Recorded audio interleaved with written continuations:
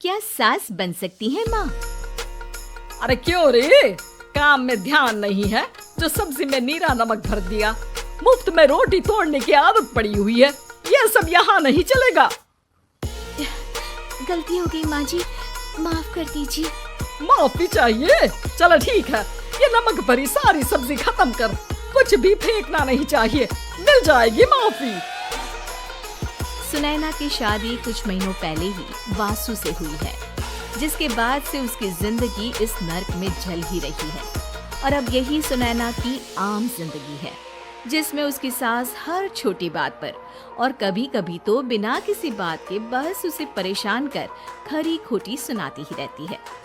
सुनैना, कल बुढ़ी कहाँ मरी हुई है, इधर तो आ। सास की आवाज सुन सुनैना भागती हुई उसके पास आती है। क्या हुआ माँ जी? अरे तुझे पता है मेरे पैरों में दर्द रहता है, तो मुझसे बदला लेने के लिए टीवी का रिमोट इतनी दूर रख दिया। अरे मुझे ज्यादा खड़ा कर पैर तुड़वाना चाहती है क्या? आज पूरा दिन तू एक पैर पर काम करेगी, अगर कहीं दूसरा पैर जमीन पर रखा तो मुझसे बुरा कोई नहीं होगा। सास और सुनैना की ये कहानी उसकी ननद सिम्मी बहुत करीब से देख रही होती है, जिस वजह से उसके मन में ससुराल और सास के लिए डर बनने लगता है। इसी तरह दिन बीतते हैं। एक शाम वासु और सुनैना साथ बैठे होते हैं। क्या बात है, तुम दिन पर दिन कमजोर कैसे होती जा रही हो? नहीं तो, आपको ऐसे ही लग रहा होगा, मैं बिल्कुल ठीक हूँ। हो सकता है, पर चलो ध्यान रखना, मुझे कुछ काम है। ऐसा बोल जैसे ही वासु जाता है, तभी सिम्मी वहाँ आ जाती है।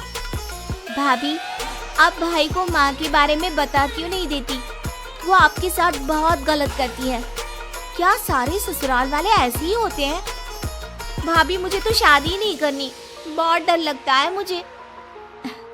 अरे तुम बेकार ही टेंशन ले रही हो, ऐसा कुछ नहीं है। मुझे पता है तुम्हारा ससुराल बहुत अच्छा है, इसलिए खुशी खुशी ससुराल की तैयारी करो। सिम्मी तो वहाँ से चली जाती है, लेकिन सुनैना उसकी बातों से सोच में पड़ जाती है।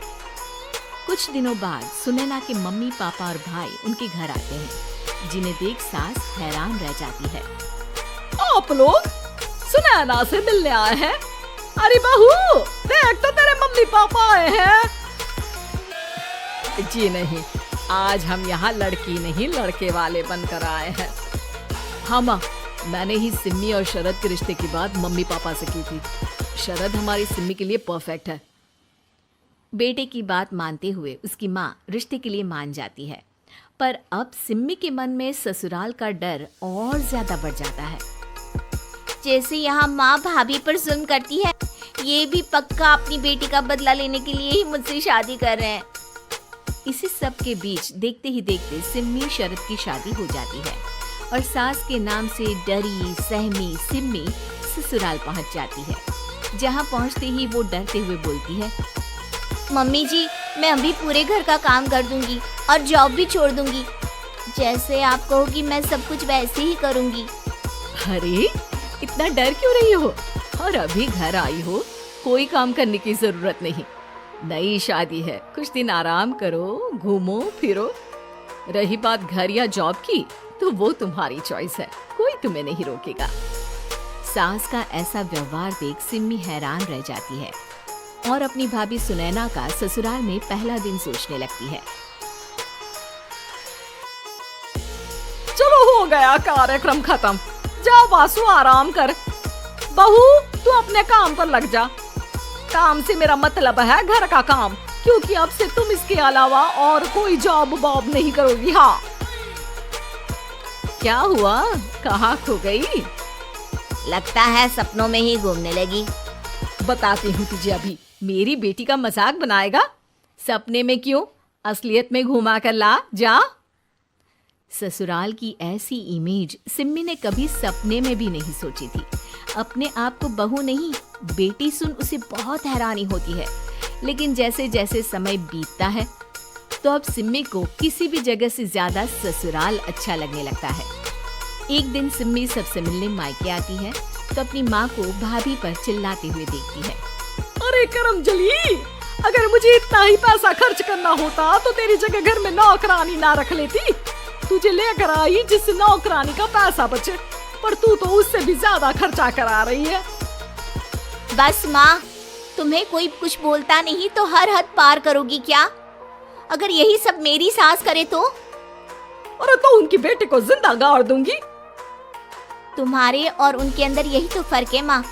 तुम उनकी बेटी के साथ क्या क्या करती हो, सब कुछ पता होने पर भी वो तुम्हारी बेटी को पलकों पर बिठा कर रखते हैं। एक आप है, उनकी बेटी को अपनी बेटी जैसा तो क्या बहू तक नहीं समझती। माँ, आपको सुनकर मिर्ची जरूर लगेगी, लेकिन मेरी सास मेरी माँ से अच्छी माँ और सास दोनों हैं। इस पर सिम्मी अपनी माँ को अपने ससुराल और उसके प्यार के बारे में सब कुछ बताती है, जिसे सुन सुनैना की सास को अपनी हर गलती का एहसास होता है। अगर वो चाहते तो आराम से अपनी बेटी का बदला मेरी बेटी से ले सकते थे, पर उन्होंने ऐसा नहीं किया और तुझे हमसे भी ज्यादा प्यार दिया।